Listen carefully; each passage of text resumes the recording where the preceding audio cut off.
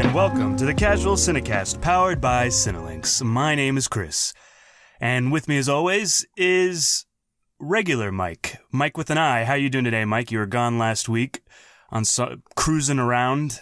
How you doing? I'm doing well. I'm done cruising around, and I am back on the show, ready to talk about Avengers Endgame. Awesome. Well, it's good to have you back. Thank you. And also with us is Justin, who wasn't cruising around. He was just hanging out. So how are you doing, Justin? I'm doing well. I almost went on the cruise with Mike. I didn't talk about this last week, but I was like a couple of bad decisions away from going, but I had to work. Man, if I'd have known that, I would have applied more peer pressure. Right? Yeah, there's a part of me that was like, maybe I could just call and get someone to cover my shift for the next week. For 7 days. For 7 short days. Yeah. I think they would understand. How often do you get a chance to go on a cruise for free? Yeah, except for the cost of which you're not working. Yeah, that's not free. So, oh well. But I didn't, you're right, I didn't cruise. I was here, but I still enjoyed, doing our last episode, and I'm super excited about this episode. I'm glad you hung around, because it would have been an interesting podcast if it had just been me. Yeah. Yes. Talking to myself. You could have done Mike different voices. With a Y would have been there. Yeah, I could have done all your voices. In fact, to let you guys know the truth, Mike and Justin aren't here right now. I am just doing This is that voices. one-man show he's been planning for so long. Finally, they're gone. I can do my own podcast. That's why the jokes are so good this week. Yeah. Exactly. We're off to a great start. As always, if this is your first time joining us, we do like to start off every episode talking about what's on our minds, which is usually the media that we've been watching or reading, and then move into a feature review. This week, we are reviewing Avengers Endgame. Big surprise. Yeah. Yeah, us and everybody else. And don't forget that each month we review a film from the Criterion Collection, which is voted on by you guys, the listeners. So make sure that you check out our latest episode on Safety Last and look forward to our next episode on Stalker. That'll be coming out very soon. Stalker.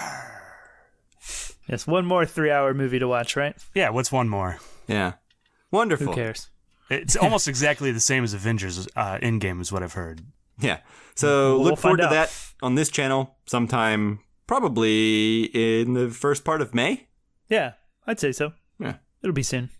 And if you want to vote in the polls to choose our next Criterion film, if you want to send us questions to answer about Stalker or any film that we're reviewing, you can follow us on Facebook, Twitter, and Instagram at Casual Cinecast, and you send us your questions there. If you want to send them directly, not on social media, you can email us at casualcinemedia@gmail.com.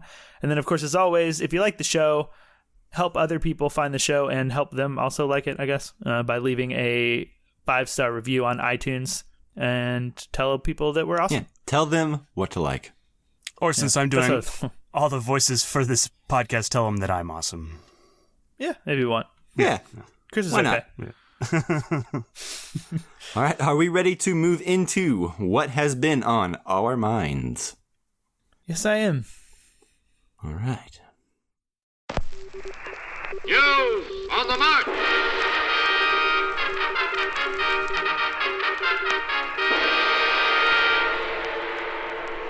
Although I don't have anything on my mind. Oh. Well, in that case, Chris, what's been on your mind? I don't have anything on my mind either. But Mike, this is going to be a big episode, so we figured that we'd get into it as quick as possible. Mike has, a little bit of cruising around, and Yeah. That's not what you guys said earlier on the Slack, especially you, Chris. I believe a Federico Fellini movie was mentioned, but that's fine. You know what? We can forego that, and we can just go ahead and skip to me. Yeah, we want to know all about what's been on your mind. You've been gone the longest, Yeah, I guess so. Let's give you the spotlight. Well, I just got back from a week-long cruise, which is what we mean by cruising. It was very nice and relaxing. I went to Jamaica, Grand Cayman, and Cozumel. Although, Wow. yeah, technically I never stepped foot in Cozumel. Instead, we hopped on a boat and went to Playa del Carmen. We went to the mainland and drove to Tulum, which are the Mayan ruins next to the sea. that sounds awesome. The ones from the end of Planet Terror? Probably not. But I don't know. I don't know where that was filmed, but probably not. Also, my Probably tour not. guide, Jorge, insisted that we call the ruins Zama instead of Tulum, since that is their actual name and not the commercialized one that we all know. So, there you go, Jorge. I did it. Shout out to Jorge. Anyways, It was 7 nights on a boat, and it was pretty nice. Very relaxing. I didn't watch a whole lot, though, as I'm sure you can imagine. Yeah, I probably wouldn't. There was an IMAX theater on board, but they were playing like only Shazam and Captain Marvel, both of which I had already seen for the show, and also Dumbo, which I didn't want to pay for. So... Okay, so you have to pay like a normal theater? It's not included?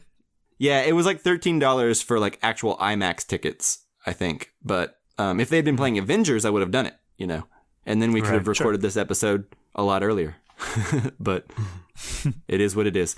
Yeah. So, you know, I didn't really feel like taking advantage of the IMAX on the sea, you know, because it just wasn't that cool. I did watch Game of Thrones on my iPad, and my girlfriend recently started watching Nurse Jackie on Netflix. But beyond that, we didn't really watch anything. It was mostly just a lot of eating and swimming and sunning and being lazy. Sweet. Yeah. Sounds perfect. Yeah. Yeah. I will say one thing, though. While on the boat, like at night, they have a very big TV where they play recent movies that are on VOD. And you can lay it on the deck and eat popcorn or pizza or drink and watch a movie with like everyone around you. And they call them dive-in movies instead of drive-in. Yeah. That's pretty cool. That's clever, I guess. Yeah, it's pretty cool. And one night I watched Mary Poppins Returns because that was the only one they were playing that I hadn't already seen. Mm-hmm. And I didn't really feel like going to the theater to see it. But yeah, have you guys seen this movie, Mary Poppins Returns? No, I have not. I have not. It's not very good, in my opinion. Oh, no. How was Emily Blunt in this? She was lovely. I think I like her she's a really lot. great. And really, the whole cast, I think, was great. Ben Whishaw was really good. Emily Mortimer. Yeah, those two are always really good. It's, I don't know, just a little lifelessness, I think, in the movie. But the experience of watching it in the dive-in movie was cool. Yeah, I bet. Could you like float in the pool and watch it, or would you just kind of sit on the deck? No, they drain the pools at night. I don't think they want people swimming at like 2 a.m. because there's no lifeguard on duty. Oh, it was like 2 a.m. when you were watching it? Well, I mean, they play them they start them at like 9:30, so like they'll go into the night. Probably not 2 a.m., but they'll probably go until at least, almost 1 a.m. Yeah, I think it means like 2 a.m. if the pool was just filled all night, like someone would be out there at 2 a.m. Yeah. Whatever. Like there's always a big deck party in the middle of the day, and then like as soon as like the sun goes down, they start draining the pool and like turn it into like a kind of like a onboard movie thing. Like at one night they played the second Fantastic Beasts movie, and I started to sit down and watch like a few minutes of that, and then quickly decided I'd rather have like another dinner, and went and got free Another food. dinner too. Yeah. Yeah. To be honest, there's a lot of movies I would choose another dinner over.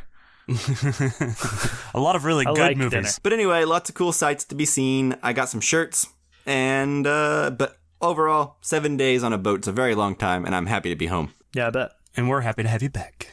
Thank you. Totally happy. Yeah. Yeah.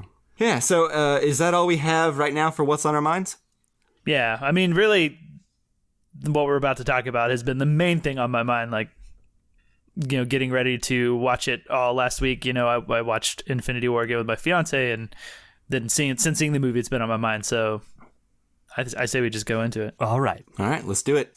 Okay, so without further ado, we are moving into our review of Avengers Endgame.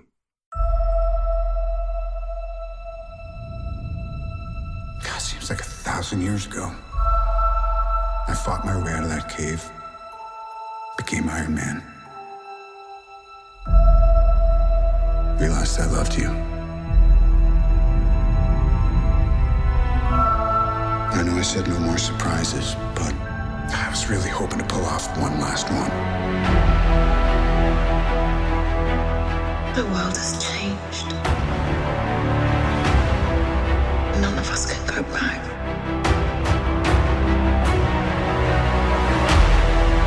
All we can do is our best. And sometimes the best that we can do is to start over.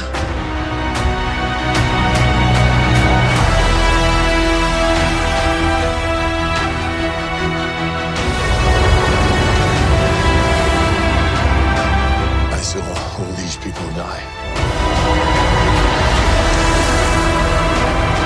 I keep telling everybody they should move on.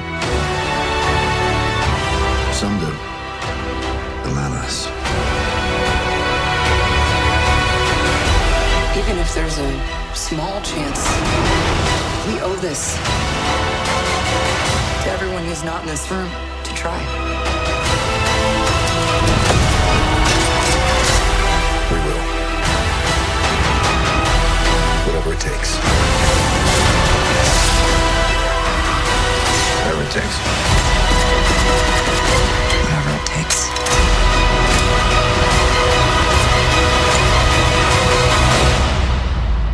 Whatever it takes. So as always, but especially for this movie, I wanted to note that we are going to be speaking spoiler-free for the next little while. So if you haven't seen the movie yet, you can keep listening. Before we move into spoilers and start spoiling the film, we will give you a spoiler alert, a warning. We'll have a bumper that will play, so you'll have a good, 15, 20 seconds, maybe less.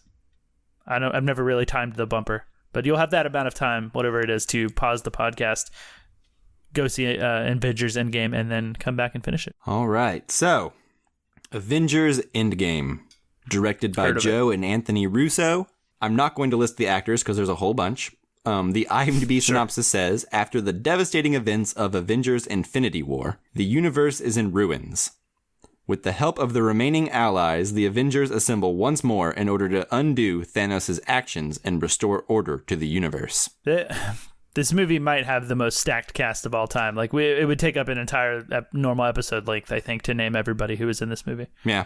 That's nuts. It would be exhausting, so I'm glad that we're not bothering with that. I will also say real quick that I appreciate how in the synopsis, they are just straight up front about just being like, yep, their plan is to undo everything that happened in the last movie. Yeah. And I think that's kind of the only thing you can think that they plan to do, I guess. It's true, yeah, it's true, but they embrace it in a way to where, because it's the plot of the movie, it doesn't seem cheap, like a lot of people were expecting it to, maybe? Right, yeah. I'm with you on that. Before we get into what we thought, I was just, on a personal level, I was surprised at the overwhelming, unanimous praise for this movie, considering everyone on the planet pretty much knew that they had to undo everything they did at the end of the last movie. So the fact that that worked as well as it did for so many people really surprised me. I think it's kind of what we talked about, probably, I think it was in our review for Infinity War, is that with the things that happen in that movie, you can't expect them to be permanent. And anybody who was on the bandwagon of this is dumb, they're not going to kill off all these characters, then you're not really thinking about these movies the right way. Right? Yeah, exactly. Right. So I think because of that, most people who are interested and excited about Endgame, which is seemingly 95% of the world,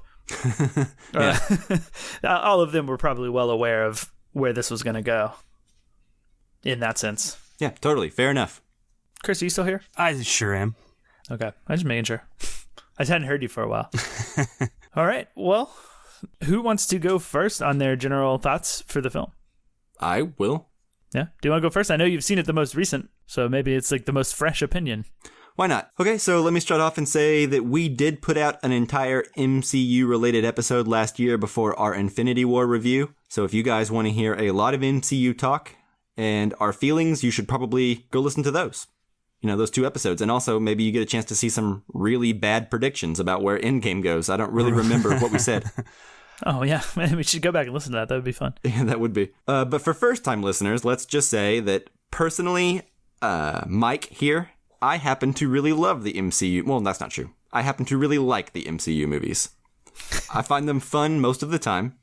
I know that some of them can be pretty bland, especially some of the Phase 1 and 2 era movies. But overall, I've enjoyed watching a new installment of this story every few months. So I was easily looking forward to Endgame, especially since it's marked as the ending to the story so far. And I have to say, after all that build-up, I still really enjoyed the movie more than I thought I would. The unanimous praise kind of had me curious and almost like an eyebrow was raised, Mm-hmm.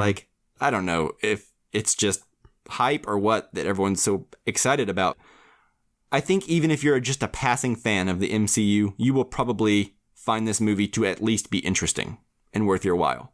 For me, I think it's easily in the top 3 MCU movies. I think this makes right and correctly handles a lot of the stuff I was worried about in Infinity War and how they would wrap up some of the cliffhangers in satisfying ways.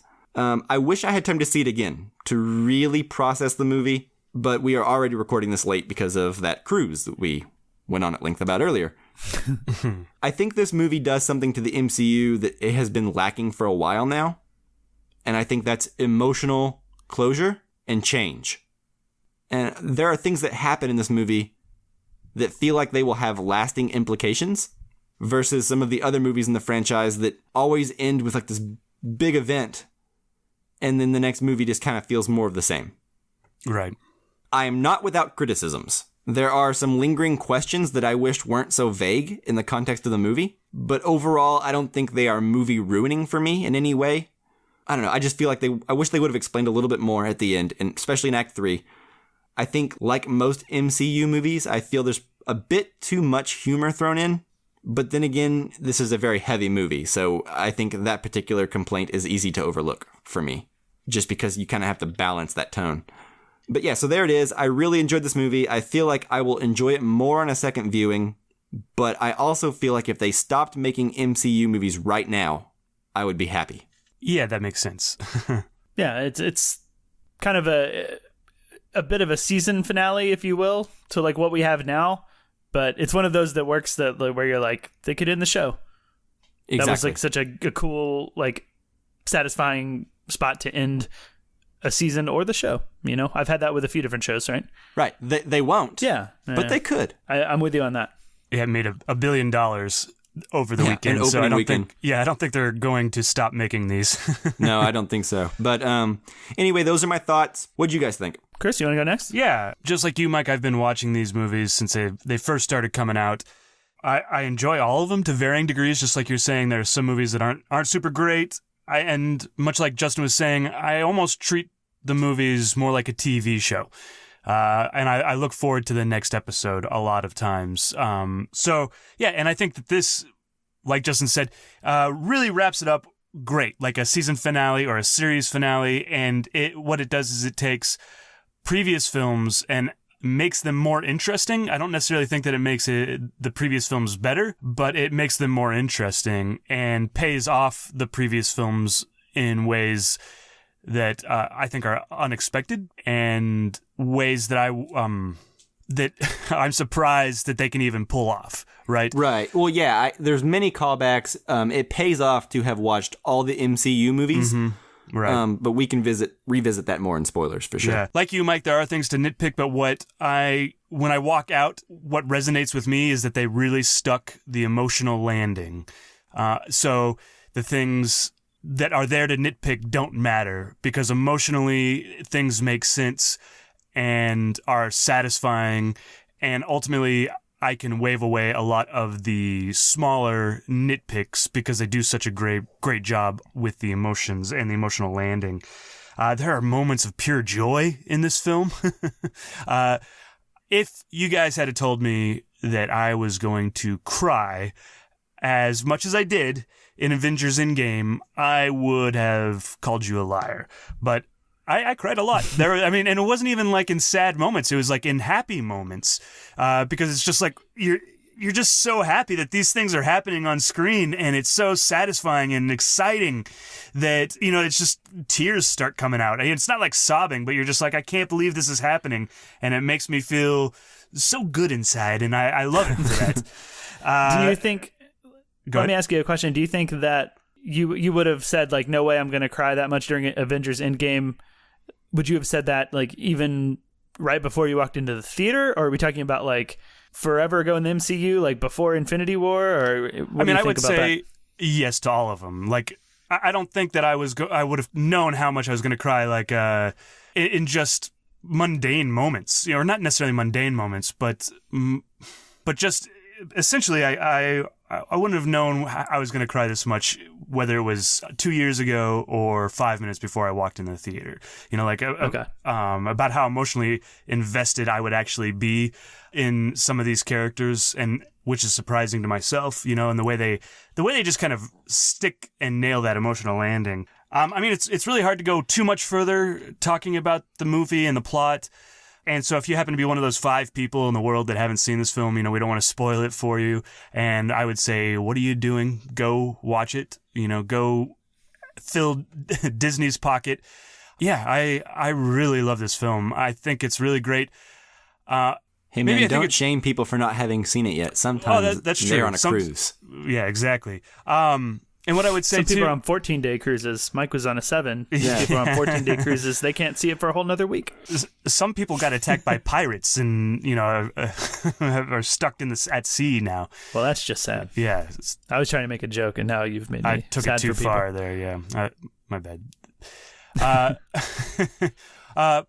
I spoke earlier about how it was more like a series finale or a TV show. So I think it actually works better as a series finale or a season finale than it actually does a film, because I think that there's so much background here for all the different characters that you almost need to see at least 1 or 2 movies for each of the characters or each of the previous movies. So I really think it almost works better as a TV show finale as opposed to a movie. It's just this giant 3-hour series finale that I think is really great. So if you haven't seen it and you haven't seen any MCU movies, go watch those MCU movies, catch up, and then watch it, because you'll appreciate it. Trust me.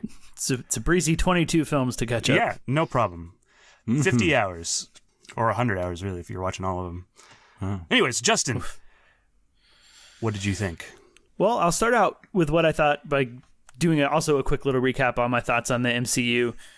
I experienced comic book superhero movie burnout starting at the first Avengers film. And so I had a long gap, with the exception of Guardians of the Galaxy, from like Avengers until I think it was Black Panther, where I did not watch any Marvel movies at all.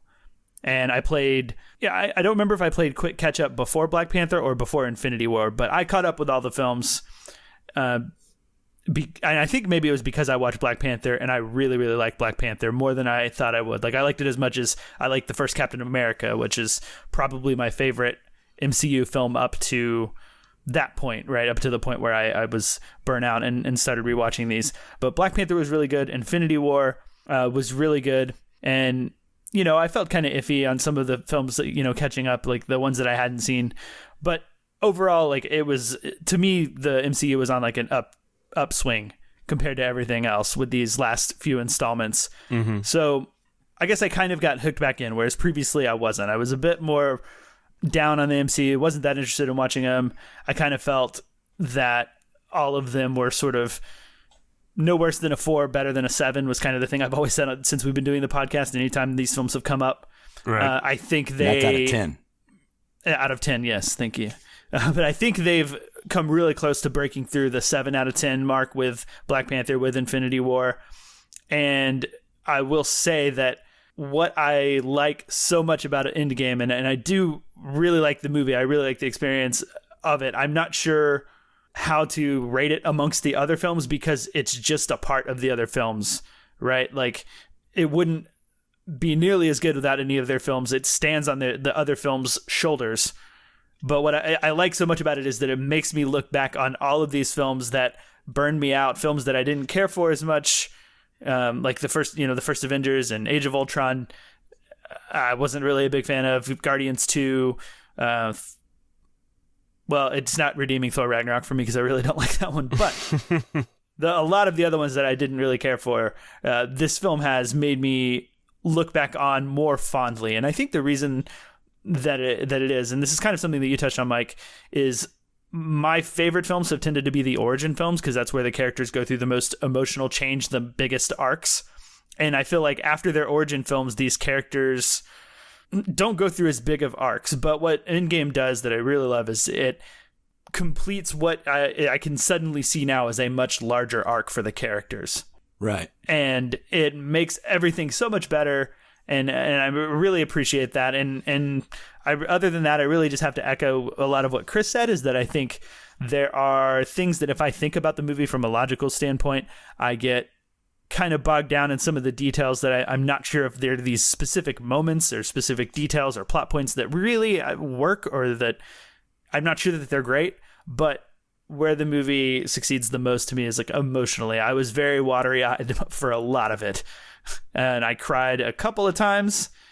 I don't know if I cried as much as Chris because it sounds like he cried for about 2.5 hours out of the 3 based on what he said. But I'm sorry, what? Have you guys seen, there's an article, I forget who put it out there, but apparently there's a lady that cried so much during Endgame that she had to be hospitalized. That's weird. Yeah, it's a lot of crying. Someone behind me, like the row behind me after the credits were over, there was a girl just still uncontrollably sobbing. Huh. And honestly, for the last like 10 minutes of the movie, I thought she was giggling and it was kind of getting on my nerves. But after the movie, I realized she was like trying to like hold in her like sobbing and was like kind of like gasping and stuff. So I was like, oh, this moved her. But anyways, I do really like the movie. And I will say that even though this is like standing on the shoulders of the other films and I'm not totally sure how to rate it as a movie on its own, watching this movie and the experience of this movie, I think for sure this film is exceeding like the 7 out of 10 max the ceiling that I had previously put on MCU films. Like I think this one is easily an 8 out of 10, maybe even just like on a purely emotional level, like a 9 out of 10, just on pure enjoyment, the experience of watching it. It may like dip thinking back on it, which of course we'll get into some of those points that like I'm not so sure about. I'm not so sure I like thinking back on it, but just like emotionally watching it, it's fantastic. It's such a good wrap up. I really like it. I enjoyed the many callbacks to past MCU movies that if you've been paying attention the whole time will reward you. I also think that the key to this movie's success is it provides a lot of screen time to the original group from the 2012 Avengers, you know? The old guard. And I appreciate how much time it takes for character beats. The original crew all get their own arcs and they all feel good and patient. You know, Infinity War, for me, felt so spread thin, and it never stopped for a moment, that at the end of it, I felt emotionally unsatisfied. So this definitely feels like a different tone, a more patient movie. It also feels like a more grown-up movie. I mean, there's a lot of swearing in this movie. Like, Captain America even swears, which is, like, rare. They even make a joke about it, how he doesn't swear, you know, in Avengers 2. And so overall, the whole movie just feels a lot different and a lot more like Disney being like, you know what? Do what you want, guys. We're going to back off a minute and let you guys like do what's best for the movie, you know? Yeah. And I know, Mike, you said that they maybe have a little bit too much humor, and maybe that's true. But honestly, I struggle to think about any points of humor that I struggle to think about a lot of points of humor that didn't work for me, or even humor that did work for me. I know there's some, but like I do feel like it's a much smaller ratio of humor, a much lower ratio. Yeah. Like there's way less humor, and I think that was the right choice. No, I agree with you, and I can't think of any specific examples other than maybe some obvious stuff in there that we can get into maybe later. But overall, I agree with you. I think the humor that is in this one is needed because the movie gets so heavy. Right. So I think the lightheartedness really works. Like, for example, Thor. That is a character that, like, I both enjoy and don't enjoy the new comedic Thor. I think in this movie, it really works. In a movie like Thor Ragnarok, I don't want him to be my main character. But in a movie like this, you know, I don't mind goofy Thor. Yeah, I don't know. I don't think this is a spoiler, but there's a couple of characters that are from Thor Ragnarok that are with him, and that stuff I personally didn't like. But I think Thor you're in the minority himself, there. I think those characters you're speaking of are huge internet hits. I don't understand it. Yeah, I know you don't, but it's like pulling teeth. That's like the one scene in the whole movie where I just didn't like. Everything else I at least liked, right? But that's my one like point of humor. I think that didn't work for me, but that's okay. Yeah. Otherwise, it's pretty successful on all of its humor. They were pretty spot on. Fair enough. I will say it was a very fast 3 hours. Mm-hmm. Oh my gosh! Right, like when the I guess like third act was going on, I was like, I feel like we're in the third act, but there's got to be at least an hour and a half of movie left. Yeah, and maybe there was, maybe there wasn't. I don't know exact time, but it was over a lot quicker than I thought it would be. Yeah, completely. And did you guys have to take a bathroom break? No, I actually knew it was 3 hours, and I purposely didn't drink anything or eat anything for like a while. leading up to this movie because I did not want to have to like be holding it the last hour. Yeah. Yeah. Chris? I did have to take a bathroom break. I didn't plan ahead like Mike.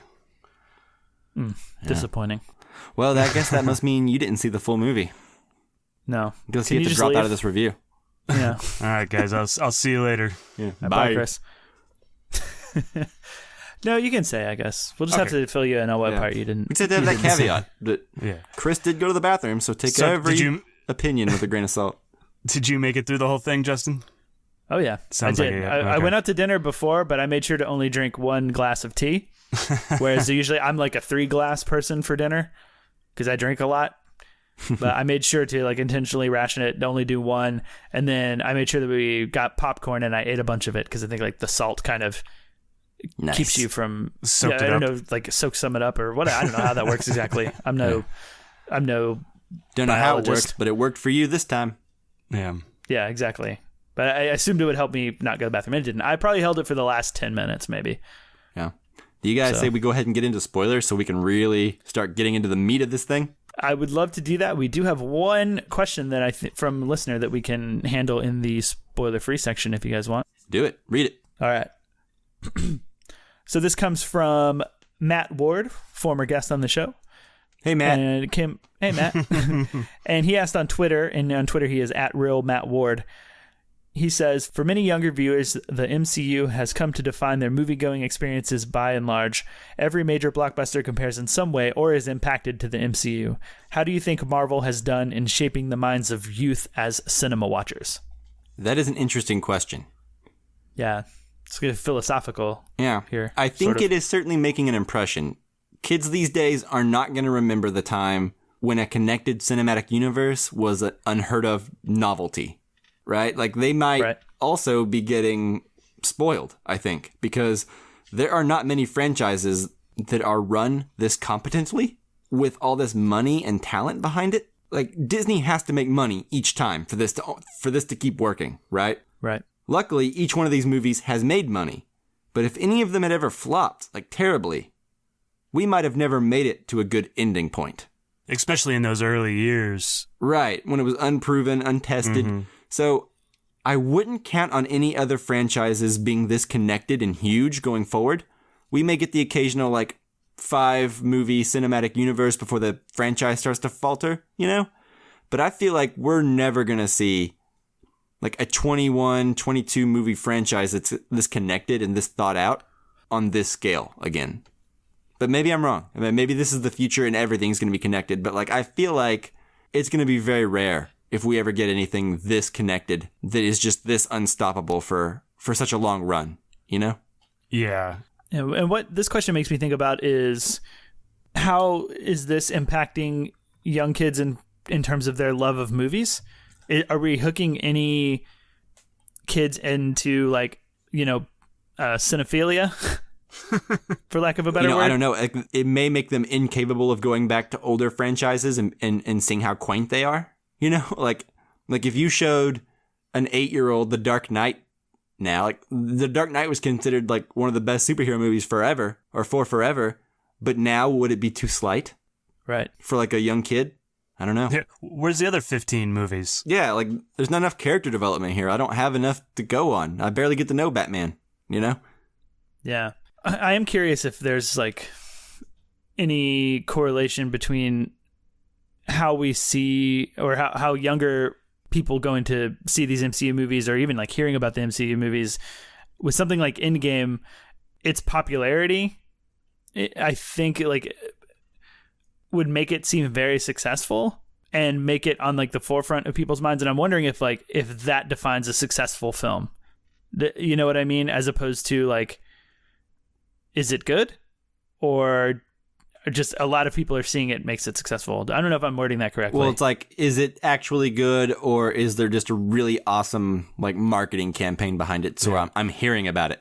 You're right. Yeah. Is it a successful film as opposed to making a bunch of money, right? Successful in that way. I mean, here's what I think. I don't think the MCU would be popular at all if each movie that had come out hadn't been quality to some degree.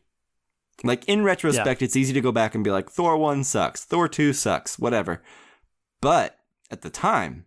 There was no Batman versus Superman yet. There was no Avengers yet. There was the idea of two connected superhero movies was such a novelty. I don't know. Like, Thor came out and it was okay, but it was the best Thor movie ever made at that point. And it was connected to Iron Man, which was good. And it was connected to, Captain America, which was coming out soon. And we knew Avengers was on the way. If they hadn't planted those seeds, I don't know if the other movies would have made money. I think it was all just brilliant marketing, to be honest with you. Yeah. But and so I guess you're also saying that there's a certain level of expectation that they'll have moving forward with other franchises. Right. I mean, like other studios have tried to do the MCU thing. I think it could be done, but I think on a scale like we've seen it now, I think it's going to be a lot harder to do. I don't know if there's going to be any kind of cinematic universe that catches on like this one did, because I think part of the novelty of, I think part of the appeal of it was the novelty of seeing a cinematic universe for the first time. And so I think part of what was driving the box office for some of those early ones was just like, can they keep doing this? Can they keep doing this? But now they actually have to start being good each time. You can't get away with just releasing Thor 2 again. Yeah, that all makes sense. And I have one more mini question to jump off of this question for you guys. All right. And that... Yeah, go on. And especially with Endgame being over 3 hours... Do you think that there's any knock-on effect in terms of people being turned off to movies that are 3 hours or longer, or even, just long movies in general? You think they might be more accepting of it? Okay. Like not immediately turned off, because there was some people, at least a lot of people, that were like 3 hours, but I think just about everybody after seeing it aren't complaining about the runtime. No one is that I've seen. Well, I think that they could not have released a 3 hour movie had they not done well up to this point. Sure. I don't know, like for example, I don't even know if episode 9 is going to get to be this long. And that's coming out in December, right? Like Star Wars. Like, I don't even think Star Wars has earned that yet. Like, I think, like, you have to earn your 3 hour runtime. So I would be very surprised if Disney releases another 3 hour blockbuster within the next couple of years. That's not Marvel.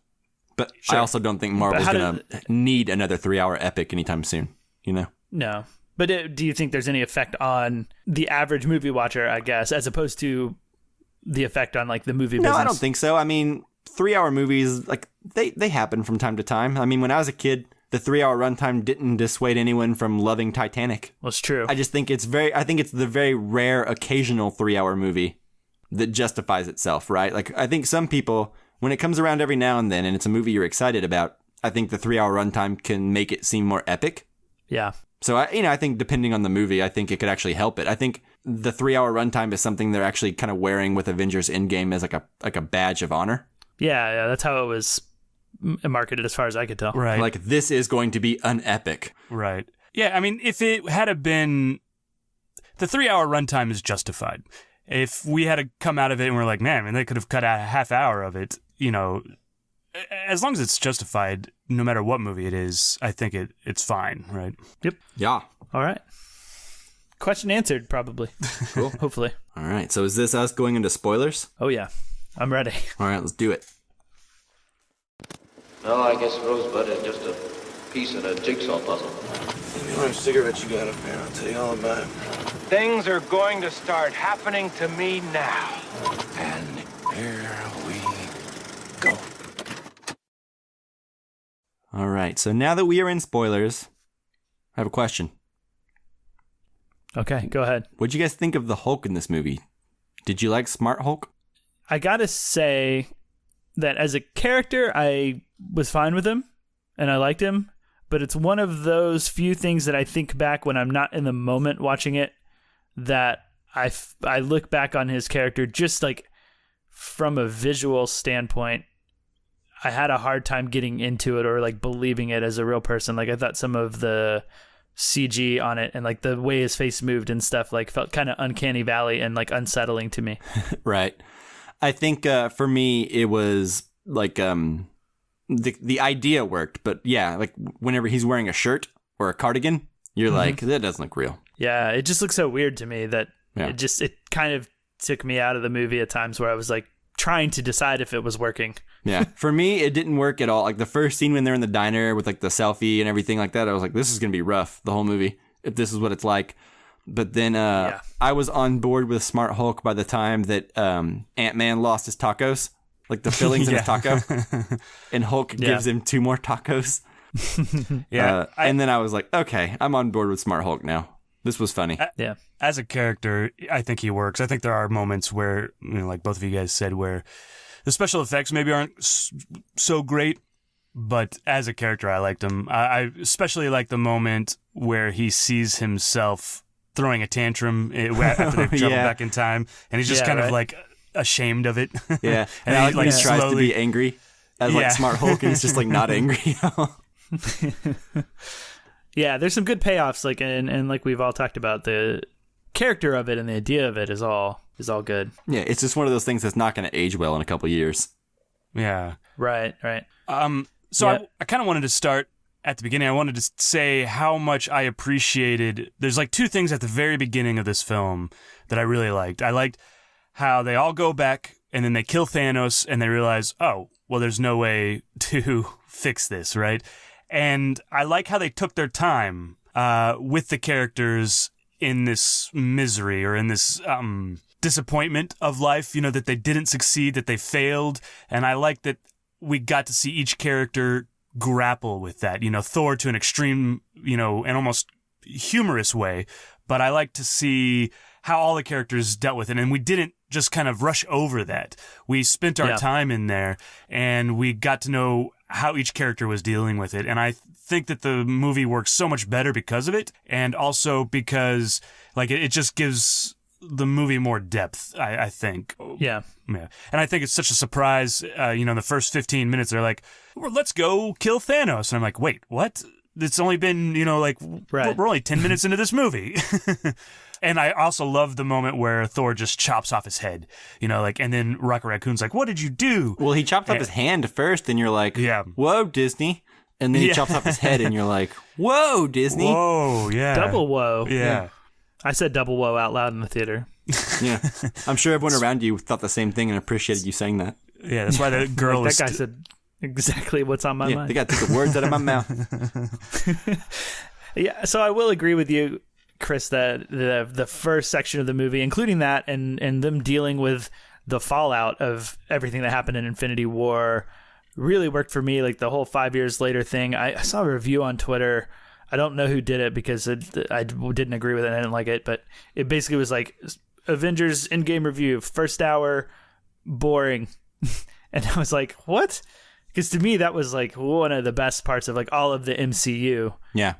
To me, is like seeing these characters deal with that and like all of the changes that they underwent, and it kind of sets them all up to go through like big changes from where we've been seeing them so far. Mm-hmm. They're very different now. Yeah. And then they're going to have to either go back to where they were or go back to where they were and then beyond. And so like it sets up so much room for them to arc throughout the course of the film. Like I just really enjoyed seeing where they are. I thought it was fantastic, like opening however long that was, like hour. Yeah. Yeah. I agree. And I also appreciated that they kind of have like a little scene between Steve Rogers and Natasha where Steve is basically like, I saw some whales today, which was kind of nice. There's less ships around, So I was able to see some beauty. And yeah. He's trying to look at the positive side. Yeah, it's just minor, but I like the idea that like the movie does slightly explore that maybe Thanos did something kind of good in the net hole, Like he's evil and they need to undo it. But also, there's less people polluting and less people being crappy and making the world a crappier place. So, which is what he wanted. It kind of keeps alive that idea that worked so well about Thanos in the first one, is that he's a great villain because you understand what he's coming from. And you see that like his plan isn't just evil, isn't just to destroy things. His plan is actually to improve things. He's just going about it in a way that is horrible. Yeah, exactly. Right. So I'm glad that they reiterate that with that scene. So I'm with you. Agreed. And going back to the very, very beginning, I do want to say too that how much I loved that cold open with Hawkeye and his family in the field. Right. I thought that was fantastic. Like, I guess because we didn't quite know where we were in time. So when you have that moment where he turns around and you just see like the little bit of like dust from his daughter. Yeah. When she's not answering him, and then you're like, oh, We're right back in that moment. And I also love that they put us right back in the moment, right back in the emotions that we had at the end of Infinity War to like, you know what I mean? Like, it's kind of hard to go into this film a year after Infinity War and have that same emotion. And I think this did like a fantastic job of just getting me right back to where I was in Infinity War and not having to like maintain that emotion for a year. Right. If that Well, makes it's sense. nice because like we see people who aren't on ground zero or like aren't part of the fight, right? Like in Infinity War, we saw a bunch of heroes disappear, but here we see people who have nothing to do with anything disappear, you know? Mm-hmm. Right. And they were just in a field minding their own business, weren't even thinking about Thanos, which I think makes it all the more powerful. Yeah. And so maybe we'll keep a running tally, but this is cry point number 1 for me, or like super welled up eyes. I didn't quite cry, but you know, I got super emotional during that already. Nice. That's how quick they were nailing me. So I have a 1-2 question for you guys. All right. First, what did you guys think of Thor in this movie? I will say that I loved him. I don't have as much of a problem with the other two, Korg and what's the other guy, the knife hands guy. Yeah, I like Justin Korg. does. I think Korg is funny. I thought Thor was funny in this movie, so that's kind of where I'm at. But I really wanted to see what you guys thought. Yeah, I think it's genius, and I also think that there's a thing that they do really well. They play it for laughs, right? Thor's overweight, but the minute that Chris Evans or Captain America says Thanos, we get this depth to Thor and this PTSD that shows a depth and a pain that is underneath all this. And in that way, it makes all the humor of it go away. I agree. And Thor's kind of sad. Well, because he's so goofy all the time, it makes the dramatic parts better. Yeah. Whereas when he was Shakespearean, it was always like dramatic parts with the occasional funny part. And it just never worked. Yeah. So I think keeping Thor goofy and then serious when he needs to be really works. But so yeah, I agree with you, Chris. But what about you, Justin? What do you think of Thor in this movie? Before I move on to my next question. Well, I liked him, and I liked the whole overweight Thor thing. I thought that was pretty funny. And I think the reason you have to do that and keep him goofy is because a lot of like the more comic relief characters died off at the end of Infinity War. Particularly a lot of the Guardians were gone. Right, yeah. So I think we definitely need him to be around as that comic relief, or more silly comic relief. We get, Paul Rudd's pretty funny. Robert Downey Jr. is funny, but they're not like silly funny, Rocket's right? funny, but yeah. Yeah. So I liked that, and I liked a lot of what he was doing. I do think they missed some opportunities with it, and there were places I thought they were going to go with it, and it's super minor. Like overall, I like it, but I was disappointed because it felt like incomplete loops essentially with it. And to specifically say what I'm talking about is in Infinity War, when he meets Guardians, they are giving Star-Lord all of the crap in the world for being overweight. They're like, oh, you're one sandwich away from fat. Like, this guy's really muscular and in shape. And when they were on the ship at the end together, Thor and the Guardians, I fully expected a wrap-up joke. You know what I mean? Like, it seemed like it was set up for the punchline of like, now Thor is the fat one. And they didn't, and that did make me feel disappointed. I'm not sure it's a flaw of the movie. Well, I'm sure you'll get that as Guardians of the Galaxy. Yeah. I just wanted the close off, like, you know what I mean? Like, totally. Those setups from Infinity War to pay off in an Endgame. Quill, or Quail, as Thor calls him, should have jumped all over that opportunity. Yeah. Yeah. Okay. He was still Like, a little out of it. So, and you don't have to like sit there and call Thor fat again. Like, it would also have been funny if they'd have been like, yeah, Quill, you're pretty fat. yeah. And just, even though Thor's fatter. I don't know. All right. So follow-up question. This is mainly for Justin. Okay. I think it's funny that there is a major callback in the movie to Thor the Dark World, which is commonly regarded as the worst MCU movie. And they were like, oh, this is the worst MCU movie? Is it? Well, guess what? Major plot point here. So, my question is, Justin, did that confuse you at all, not having seen Thor the Dark World? I think that's one of the 2 MCU movies you have not seen yet. Yeah. And at the very least, did you realize what movie you were in at all? Or did you realize that this was a callback to a specific movie? Or did you just think it was like a random flashback in his time? How did that work for you as someone who has not seen that movie? It worked just fine for me, to be honest, because I think there's something for having seen every other movie around it. I then knew what we were talking about by process of elimination. Like, oh, this is the one I haven't seen. Yeah, I was like, well, this didn't happen in Thor. This didn't happen in Thor Ragnarok because Natalie Portman was gone then. I was like, this must be Thor 2, and his mom must have died in that, and he had all these issues with Natalie Portman touching dark matter or whatever it is that they happened with that sums it up. So I knew where we were, and I was like, oh, I haven't seen that one, but I can piece it together. Like the emotional moments were still very satisfying from that. Like him talking to his mom worked very well for me. Again, another teary-eyed point for me. Awesome. Yeah, that's actually Justin actually did better than I did. I had to take a second and was like, which one did his mom die in? You know, like which movie are we in now? So I actually had to take a second to think about it. But I think you're right.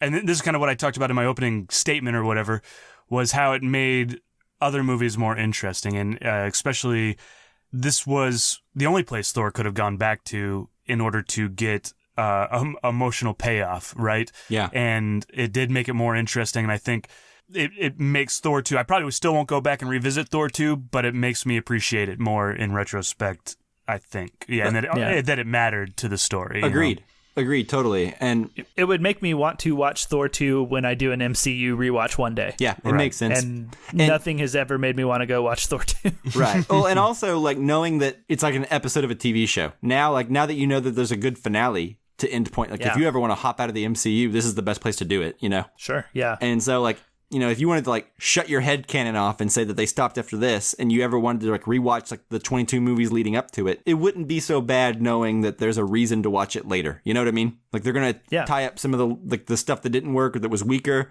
and strengthen it, and make you look back on the whole series as a whole more fondly. I think that's actually a really cool thing to do. That's something that only TV shows can usually do. You know? Right. The one thing that I do want to commend Endgame for was making me like Ant-Man as a character a lot more, because I haven't been too big on Ant-Man. Like I like Paul Rudd, and generally speaking, I like Paul Rudd just as an actor, so I like him inherently a bit, but they escalated it a lot for me. And you know, the whole scene where he first comes back and he's looking for his daughter on the wall of the Vanishing, and when he goes to find her, like the emotion in that one scene from such a relatively small character in the grand scheme of things, it was really impressive that they pulled that off as well as they did. I like that a lot. I feel like every character in this movie gets a satisfying arc, no matter how small, or at least most of them do. Not every one of them. Not a lot of the heroes that come back at the end, but the heroes we follow, I feel like they all get something. Agreed. Yes. Yeah. You know, I enjoyed a lot of the previous callbacks to like all the old movies, and I mean not just recreating old scenes like Back to the Future 2, which I inherently love when movies do stuff like that, but I mean also callbacks like bringing back minor people or one-off villains. Mm-hmm. Like you have Robert Redford coming back. You have footage of Natalie Portman being used in here. The kid from Iron Man 3 chasing after him is hanging out at the end of the movie. You get Steve Rogers saying like "Hail Hydra" in the elevator because of all the stuff that happened in Winter Soldier. And also I guess that's a nod to some comic books, like some comic book run. Anyway, I'm just happy all that's back again, which is nice. And, you know, I don't know. I just appreciate bringing back small characters like Jon Favreau's Happy, you know? Yeah. Like bringing him back. Like, he was in the Spider-Man movie last, and he was really funny in that.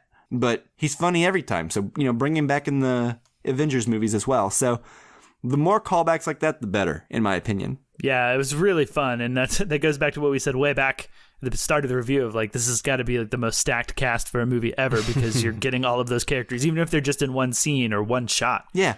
Like cleaning up the battle in New York after the first Avengers and seeing how like the argument that they got in about the Tesseract right after that, you know, with like Robert Redford's character, like, is so cool. Like, we didn't need that, but it's fun knowing as soon as the Avengers was done, like Hydra and all the people working for Hydra within S.H.I.E.L.D. moved straight on in on that thing. And it was only because like Thor and Iron Man were basically like, yeah, that's not going to happen, you know? Right. That like Thor was able to bring Loki back and the Tesseract back after the first movie. Right. Yeah, I'm with you on that. A lot of that was really fun, or really interesting, I guess, from a character development standpoint. Yeah, absolutely.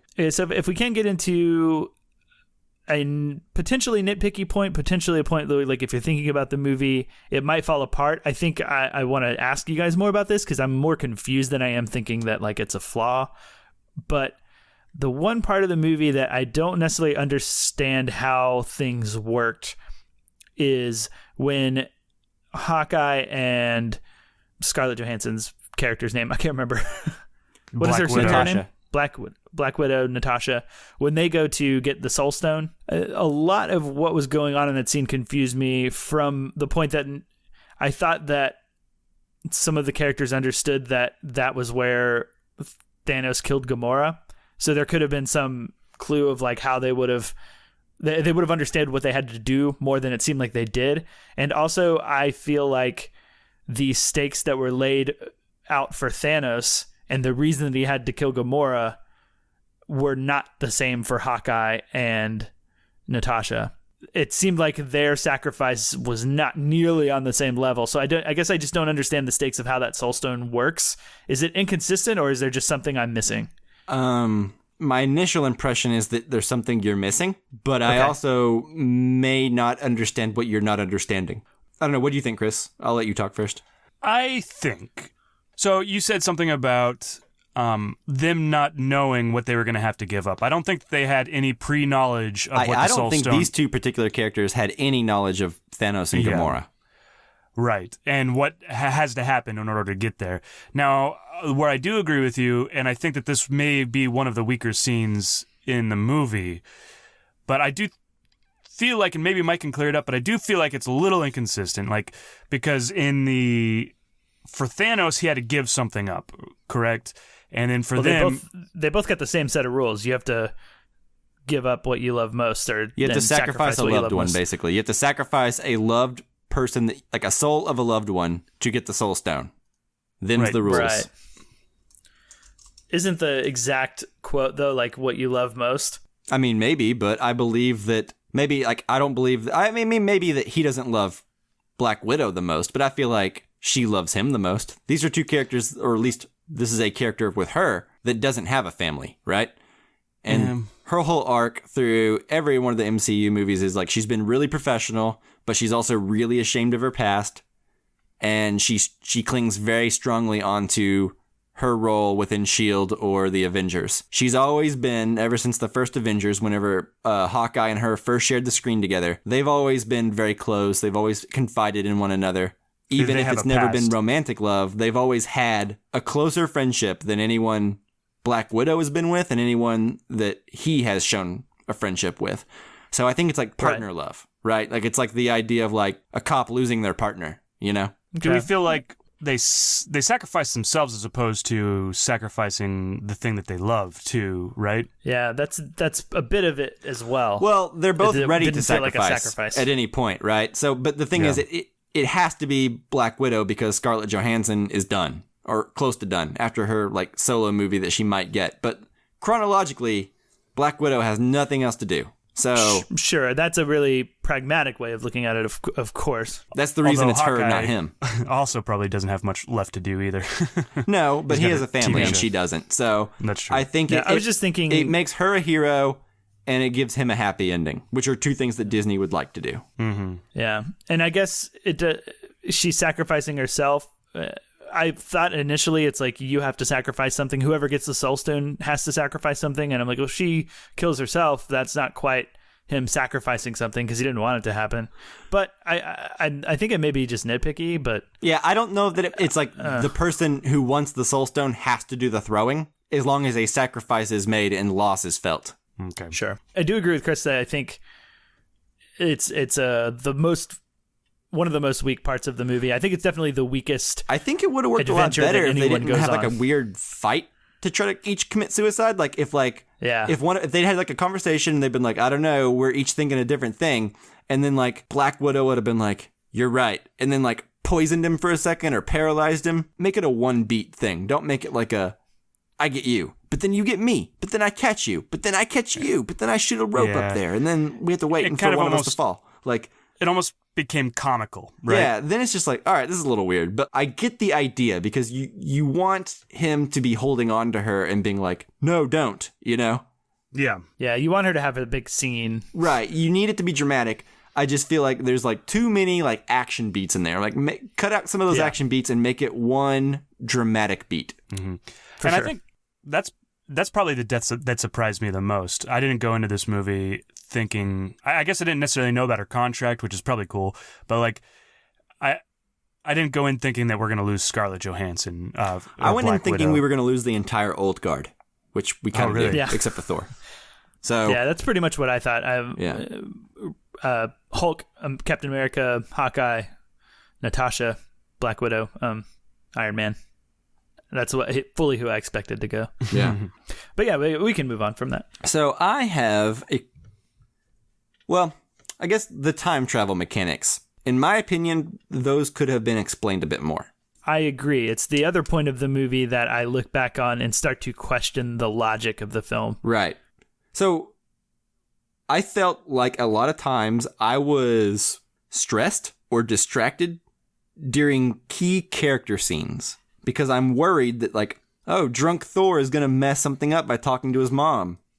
Or I'm waiting for the implications of what just happened with Captain America to mess something up in the present day. But then only to find out that the movie's not at all worried about stuff like that.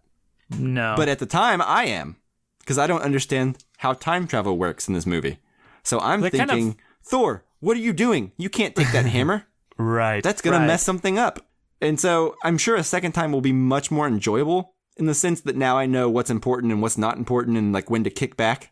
Yeah. And like chill and actually like, oh, you know, Thor's talking to his mom or Tony's talking to his dad. These are really great character moments that I should be invested in emotionally. Now I think I'll be able to do that. Whereas before I was thinking to myself, what are the implications of what I'm seeing? I think they kind of laid that out at the beginning. And they said, we can't change the present. It doesn't matter what they do when they go back there. If you go in the past, you can't change your present. You can't change your present by changing the past. And it's like, but that doesn't really explain what the rules are. They explain how it doesn't work. They essentially tell us, like, it doesn't work like other time travel movies you're thinking of and time travel rules you're thinking of. I kind of had the opposite reaction to what you did, whereas in the movie, everything was working for me emotionally and it was all entertaining, and I didn't think about it that much. But after the movie, now I'm like, man, they really didn't explain that time travel, and there are potentially a lot of things like Thor's hammer, like him talking to his mom or whatever, different things like that like could be problematic in terms of time travel logic. Well, like I said, those bother me less now, but at the time I was completely distracted. Like you guys were talking about how you were crying during the ending, and unfortunately I didn't get to get any amount of watery-eyed because I'm thinking, how does this make sense? And it wasn't until after the movie that I'm like, okay, well, now that I've looked up like an explanation what the Russo brothers said about Captain America and what's going on with him, now I'm able to sit back and realize what I just saw was. But at the time, I'm like, is this an alternate timeline? Is this fracturing the timeline? What does this mean? You know? And I don't know. I wish I would have gotten a little more of that, but maybe that's just me being like nitpicky. Yeah. I'm curious how you'll feel on a second viewing if you can focus on the emotional stuff. Well, I mean, I still liked it, even though I wasn't able to focus on it like I was still in the back of my mind all the time was like the time travel questions, you know? But that said, I mean, I'm still completely happy with the ending that Captain America and Tony both got. I appreciate them trying to just kind of say don't worry about the time travel stuff, which is essentially what they're doing. Oh yeah, with totally. The whole, it's like Doctor Who. It's basically like Doctor Who kind of describes like time is like a river. You can make changes, but usually, unless it's a very important change, time is going to correct itself and things will end up the way it's supposed to be. Yeah. And there are certain things in the film that feel like big things that I don't know how time would course correct itself. And maybe you guys think about this too, but the big one for me is mostly with Gamora and Nebula, because Gamora's past self, I'm not sure that she stays in the future. I think that's the implication. I think in Guardians 3, there's going to be a whole new Gamora dynamic where, like, the taming of Gamora, you know, like trying to get her back again. Guardians, the search for Gamora. The Asgardians of the galaxy, the search for Gamora. Yeah. So with her being there and having been totally removed from the past, like, I can't imagine how we end up in the same timeline. I don't know. She's just hopping over. So also, from her timeline, she just disappeared. Her, Nebula, and Thanos just straight up disappeared, and they ceased to be in their timeline. and they hopped over to ours real quick, and then the two crappy Nebula and crappy Thanos from a different timeline, let's call it Timeline B, were snuffed out, and Gamora B is still alive in Timeline A, whereas Gamora A is gone. Yeah. Right. But, I mean, I guess, like, if all of that happens and they disappear from their own timeline and then die or get dusted out of existence in this timeline, then, like, I don't know how that doesn't change the whole thing where, like, there's no one there to go and collect all the soul stones and make the snap initially. It doesn't change our like, current timeline, but it changes the timeline they came from. So in their timeline, Thanos will never do that. But our okay. I mean, it doesn't make sense, right? Like, It's I don't know. confusing. These are the questions I had when the movie was going on. But Yeah. For me, and those are all valid points, and I don't know, it doesn't quite matter as much, you know. it does matter, Chris. Well, I mean, I guess not to me as much. Like, for me, I'll tell you why it matters. okay. Okay, so Captain America, the ending of Captain America, the biggest question of all with all the timelines. So at the end of the movie, Captain America goes to return all the Infinity Stones so that he can minimize the damage and not create like 6 different alternate realities, right? He also returns Thor's hammer as well to Asgard so that Thor can still have his hammer and things will be all right and it won't create alternate timelines. So I think the only alternate timeline that was created before the end of the movie was the one where Thanos left. Thanos, Gamora, and Nebula, and they came to our timeline. And then they were snuffed out. So the only real permanent damage done, I believe, is to the timeline where Thanos left. And then even then, it's not that much damage because the world's better off without Thanos. Right. But then Captain America leaves and doesn't come back. And then he shows up again at the end as an old man. And I'm thinking, okay, Captain America went to an alternate timeline, but then how is he in this timeline? Are we seeing an alternate timeline with these characters? What's going on? And I started wrapping myself in circles, trying to figure out what timeline I was seeing. So this could have all been explained in the movie and eliminated a lot of these questions, I think. But apparently the Russo brothers have explained it outside of the movie. And it's not even that complicated of an explanation. So It's something that could have easily been put in the movie. But according to what they were saying is, when Captain America left, Steve Rogers went to an alternate timeline to live out with Peggy Carter. Then, at the end of the movie, we are somehow seeing him back in our timeline. He made the conscious decision to leave the timeline he decided to live the rest of his days out in, come to our timeline to give the shield back to Falcon and everything like that. Yeah. None of that's explained in the movie. He had the equipment to jump back to the timeline. He just didn't do it until 60 years later. Right. Well, I mean, I guess he still has that watch that Tony made him, but he was sent back to the other time machine. So we don't really know how he got from the timeline he was living with Peggy in to our current timeline now. We don't know how he did that, I don't think. Well, I would assume it's the same way that they jumped back to the original timeline in the first place from like all their separate adventures. They had But did he have that watch? Because when he leaves at the end of the movie, Hulk sends him back with like the big time machine they built in the woods. And then he's leaving with all this Infinity Stones to go do his mission. But I don't see that like watch GPS one that Tony made. I only see the one that Bruce Banner sends him back with like the big machine.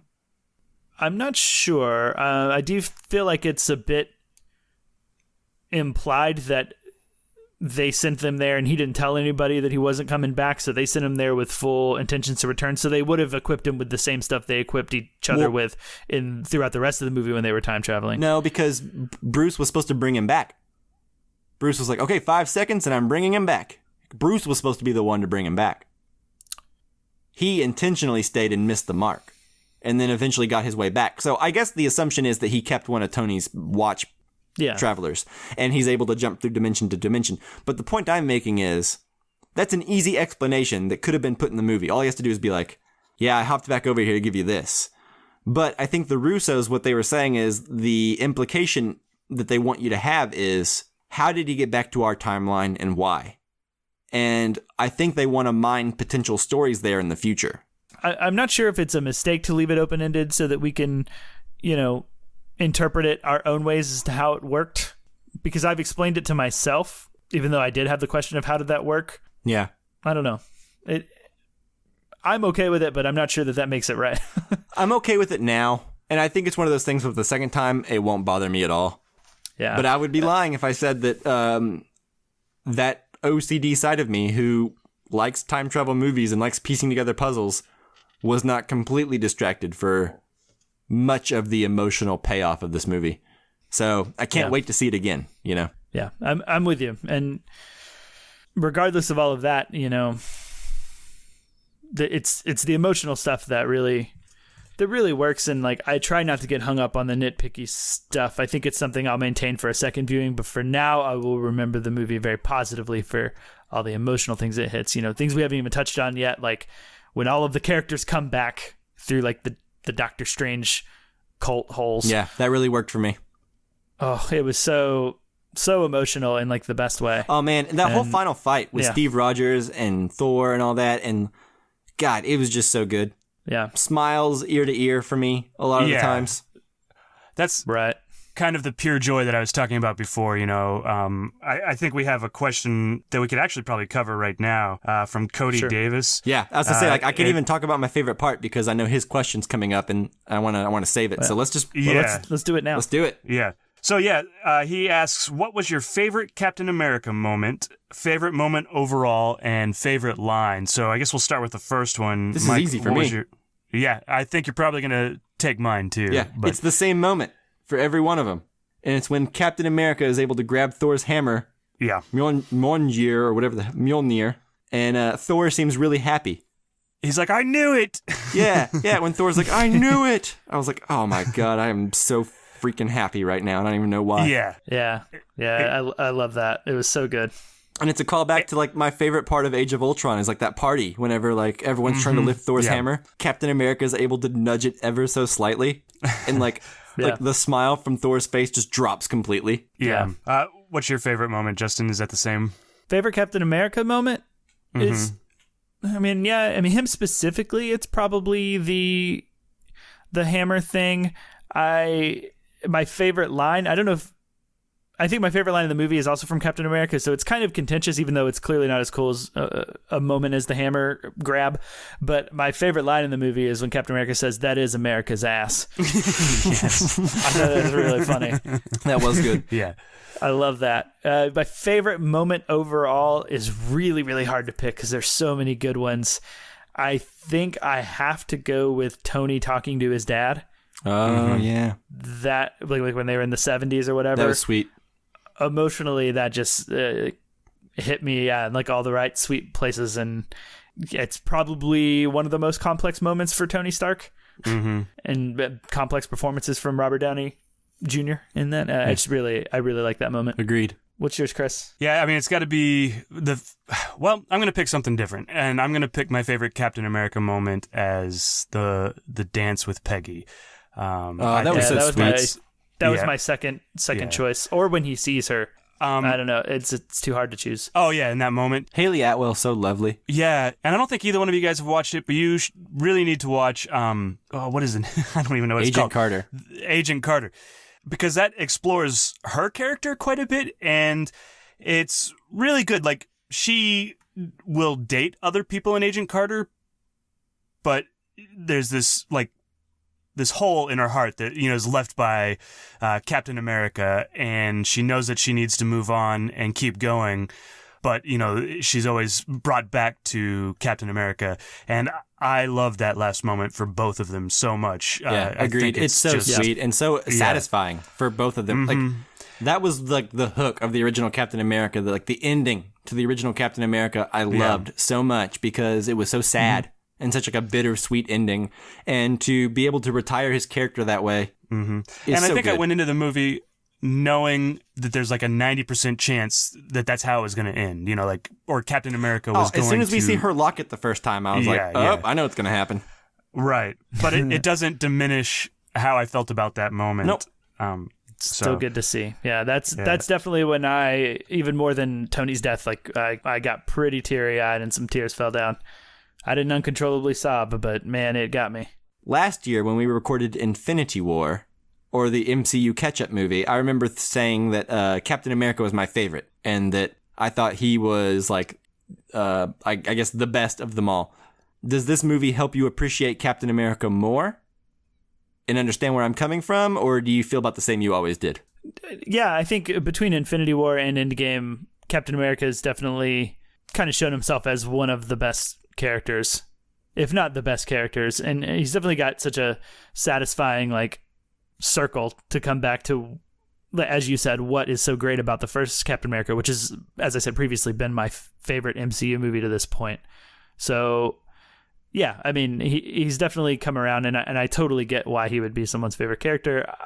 I haven't really thought who's my favorite character. He might be, honestly. He might just have my favorite story overall. Yeah, I think he's got the strongest movies back to back. Like if you look at Captain America, the first Avenger, then Winter Soldier, Civil War, and then I guess like the Avengers movies would count as his as well. I think he's got the strongest like beginning to end arc, besides maybe Tony. Yeah, totally. For me, Winter Soldier is when I kind of really perked up for the MCU, and I realized that it could be more than just superhero movies. You know, that's really where I agree with you on that, Chris. I agree. I mean, we haven't talked about the action, which we usually kind of do in the MCU movies. I thought the action was mostly okay. There's not actually a lot of action in it, comparatively, I think, which I liked because they've exhausted a lot of the action to me. But I will say that like that whole end battle scene felt wholly fresh and enjoyable, and not like the same old kind of action that we've been getting. Yeah, I like when Captain Marvel comes in and she's not even able to floor Thanos right away.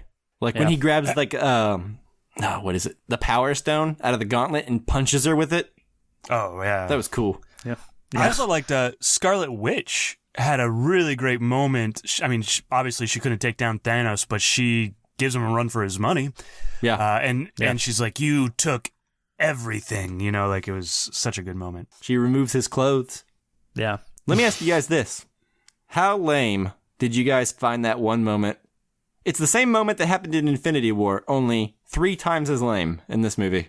And it was whenever think I might like this. The one girl character is like, "Oh no, I gotta do something." And then like another girl character steps in and like, she's not alone. And then it zooms out and then it's like every girl superhero character like apparently like ran across the battlefield to get to this one spot to like stand in unison together. I don't know. I've heard people talk about that in the same manner, and I honestly didn't even notice it.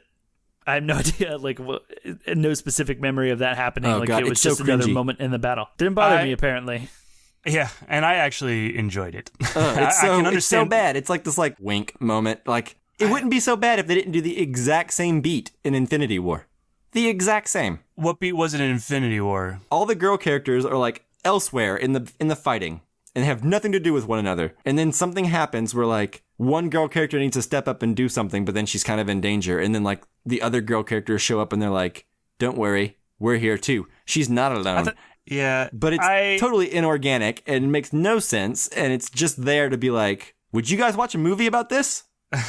Yeah. Is this popular? Do you guys like this? That's possible. Yeah. And I can see, maybe I was caught up in the overall emotion and I was just like, everything was awesome at the time. But I enjoyed that moment. I mean, don't get me wrong. I wish them no ill will. And I would totally be all about an all-girl superhero Marvel team-up movie, right? These are all compelling characters. It's just the inorganic and like ham-fisted way they try to give you that like fist-pounded moment. Yeah. And I mean, I've read takes on it like that. I just didn't feel it that way. So. Yeah. Well, anyway, next time you watch Infinity War and then in Endgame again, it's the exact same like beat. Yeah. I guess the other big thing that we haven't talked about yet is we probably want to talk a little bit about the death of Tony. Yeah. It's important. I liked it. Wasn't surprising to me, but it was very well built up to and totally logical, and or not. I guess like not logical. I guess, but like earned. Agreed. And I think what works about it, it's Pepper's reaction. In my opinion, it's like you can rest now. Yeah, Spider-Man's reaction is just amazing. Both of them really. I couldn't help but think like Pepper Potts just be like, "Get out of the way, Spider-Man. This is my freaking boyfriend of years. Like you're just some kid. Get out of here." Yeah. And I also think they took those moments at the beginning of the film where it shows Tony Stark, even though this horrible thing has happened, Tony Stark got lucky and he is happy. He's living off in the woods and he doesn't have to go off and do this, right? He's happy and satisfied with his life, but he chooses... And Tony Stark, in general, is a selfish character that only chooses himself over he other deserved things. to die. So, right. But like he ultimately... You know, and this is his arc, but it chose other people over himself and to... Yeah. And I like how Doctor Strange knew it. And then, that was a great moment, too, where he looks over at Doctor Strange, and Doctor Strange just holds up the one finger, like, this is it, and... I love the end sequence. I like the Doctor Strange stuff in this too. I like whenever Hulk goes back to talk to the Ancient One, and she's like, Stephen Strange won't be here for another 5 years or whatever. Mm-hmm. Like, that was all cool. Definitely. Definitely cool. Yeah, I mean, it's pretty impactful to see him die, That's like the first successful, like super successful, likable superhero movie was the first Iron Man. And it set all of emotion. So, like, regardless of how I felt about any of the movies in between, to, like, go so long and, like, end up at that point, and just, like, it's kind of obvious that he has to be the one that dies, and that could lessen the effect of it. But I don't think it does for me. It's, like, it's just really satisfying. No, I don't think so either. I think it makes, like, the crappier movies in the MCU where Tony was unlikable even better, like Age of Ultron, That was the beginning of him really trying to protect everyone and going about it in a very selfish way, And so I like how these same arcs that were set up in Avengers 2, and like people gave Avengers 2 a lot of shit when it came out.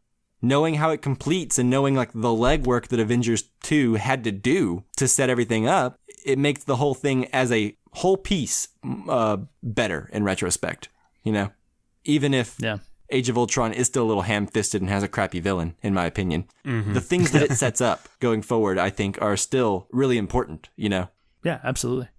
And I think overall, that's what this film does, as we pointed out at the beginning. It just makes everything feel so much better. And, personally, as someone who didn't want to watch any of the other ones, and, like, the ones that I missed that I didn't feel like I need to watch, I didn't want to watch, like, it's just a testament to this movie that it's turned me around on so much of it and made me want to go back and actually watch all of them and make sure I don't miss any. Agreed. So impressive. Then you need to watch Homecoming.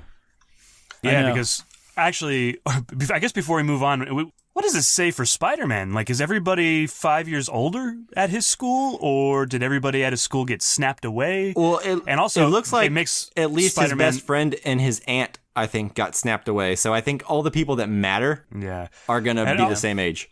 It also kind of makes Spider-Man look like it's going to be a lot sadder. I doubt that. I think, well, I don't know. But I think he's dealing with this stuff. So what if a storyline is, Tony Stark's died, so he is trying to fill that hole in his life, and then Jake Gyllenhaal, who is Mysterio / I'll be your the villain, daddy uncle figure. Yeah, absolutely. So that might be interesting too. So I'm actually more interested in Spider-Man now than I was before. Yeah, I'm interested in seeing how this affects the future films for sure. Mm-hmm. Yeah, they have to acknowledge it somehow. Yeah. So we have 2 more listener questions. Well, we have 2 more for the review and then 1 more afterwards. So you guys want to move on to those? Let's do it. Unless you have anything else? No, let's go. All right. So first one is from Nicole Kopalski on Facebook. Shout out to my fiance. Shout out. She asks, was anyone underwhelmed with Captain Marvel's character? I thought she was super cool in her movie, but this just feels forced.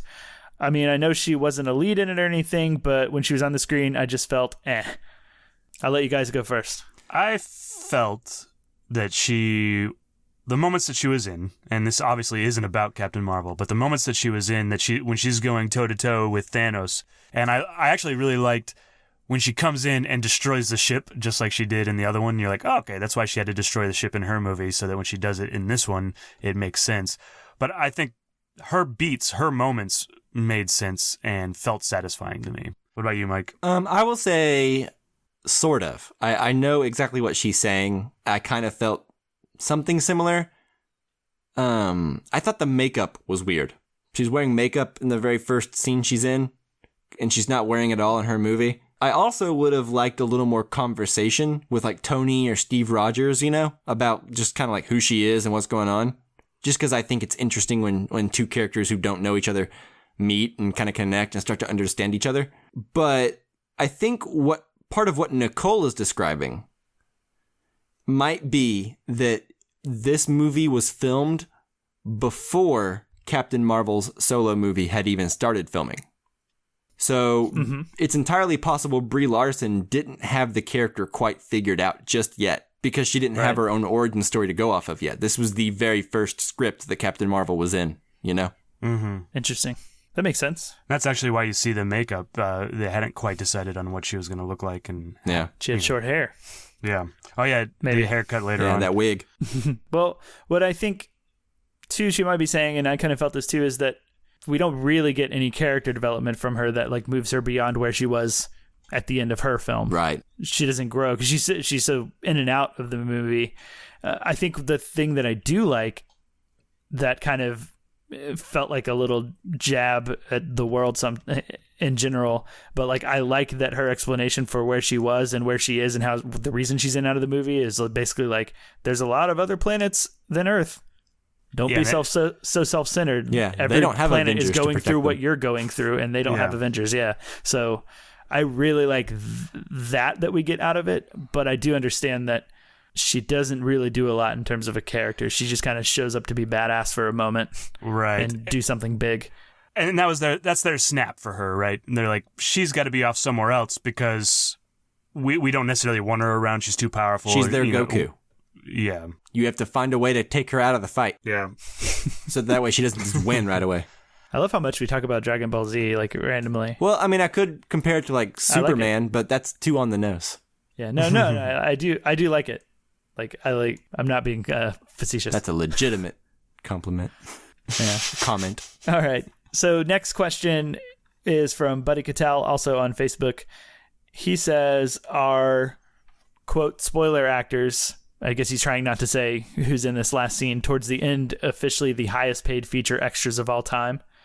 And has any film had as many with credits as this did in its closing credits?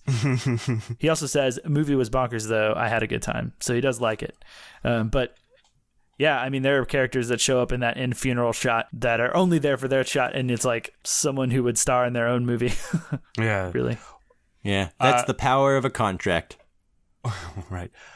Robert Redford, I mean, he barely does anything, and I'd like to see how much he got paid. And then I think the other one that's like, I don't even think he has any lines, but I had to figure out who it was. I didn't know from the movie, but was the Iron Man 3 kid. Yeah, I had no idea. Yeah, I was like, who's this? Like, I know I'm weird kid? supposed to know this kid. I know. I thought it was going to be one of those things that bit me for not having watched the other films, but I have seen Iron Man 3. Right. So part of it has to do with that he aged quite a bit, but yeah, I think he's right. Like they're the highest paid featured extras of all time. Like William Hurt's in there, Marissa Tomei, to be in just like one shot and not have any lines. Yeah. yeah. I'm pretty sure that's just contract, though. Like, I don't know how Disney's contracts work, but I'm pretty sure when they sign on for one movie, they're like, okay, now we can call you back for any number of movies, and if you don't speak, we only have to pay you this much, but you have to show up. Yeah. And as far as the with credits, I don't really know because I was on my phone a little bit during the credits, waiting for like the end credits bit to come up. I wasn't. I left because I Googled it and found out what was in the after credits, and I was like, you know what? Peace.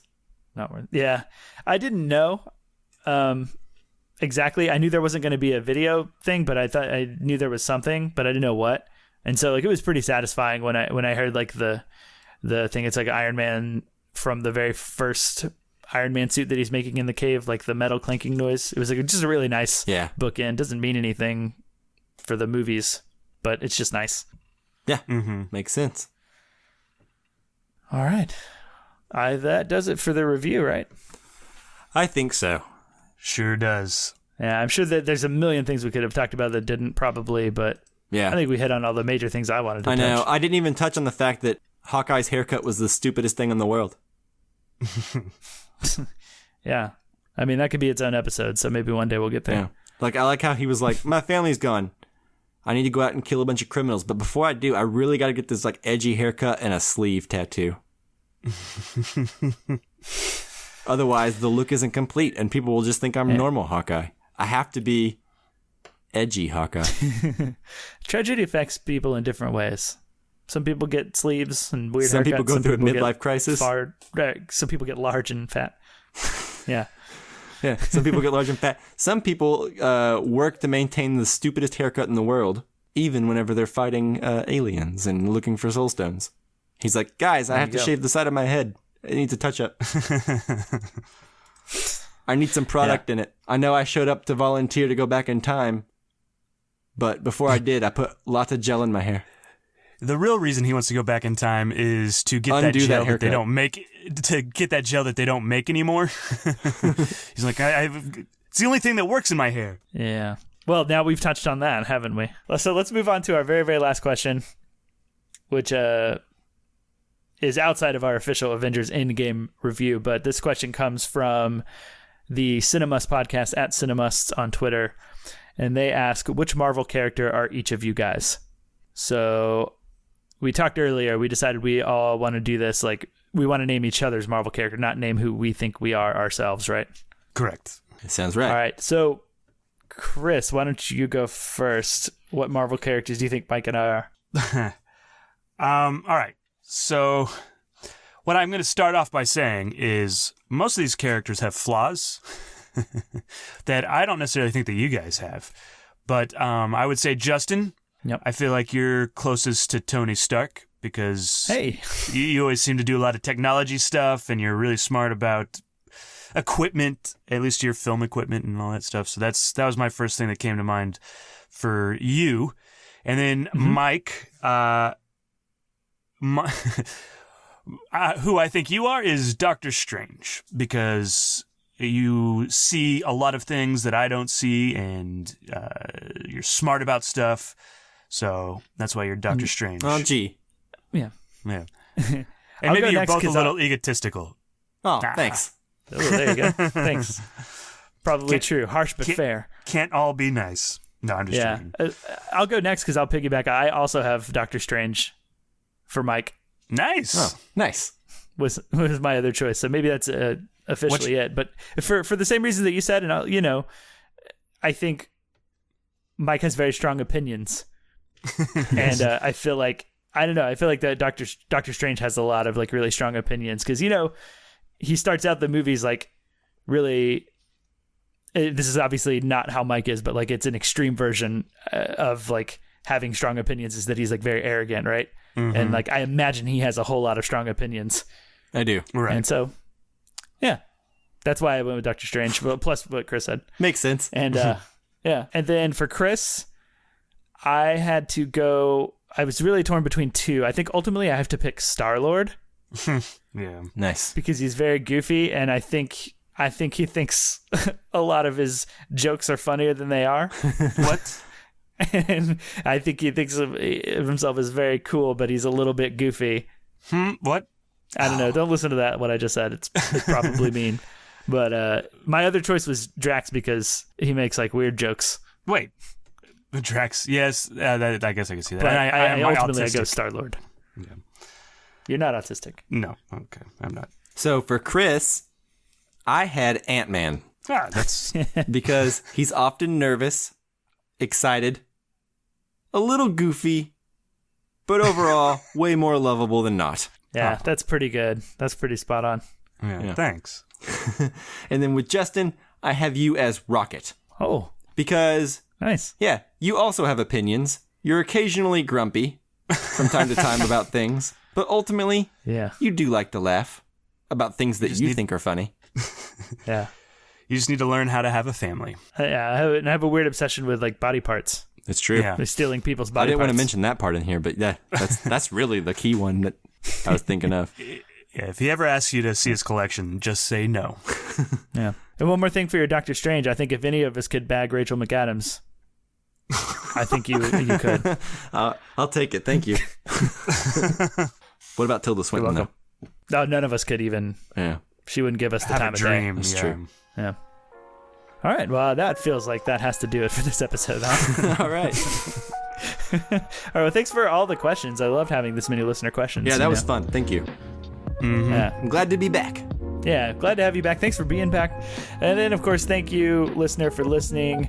And then lastly, thanks Jake Wagner Russell for doing our intro and outro music. If you want to hear more of his music, you can do so at soundcloud.com/bopscotch. All right, stay tuned to this podcast channel. Pretty soon we will be putting out another Casually Criterion on Stalker. And stay tuned next week where we'll be putting out an episode on who knows, whatever we decide. Yeah. We're kind of between Under the Silver Lake, and what was the other film? Long Shot. And maybe the new Quentin Tarantino, whatever, the Roadshow 4-episode long miniseries thing. Weul see. Write us in if you have any opinions. Yeah, write us in. Yeah, let us know if you have any preference on what we should do next. Let us know on Facebook, Twitter, and Instagram at casualcinecast, or at our email at casualcinemedia@gmail.com. Hey, thanks so much for listening, guys, and we will see you later. Bye-bye. See you later.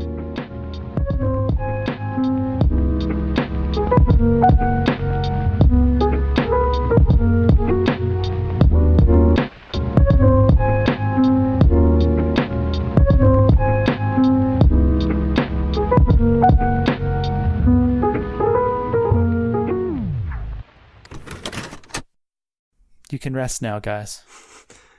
Thank you. Thank you. It was long. And I love you 3000.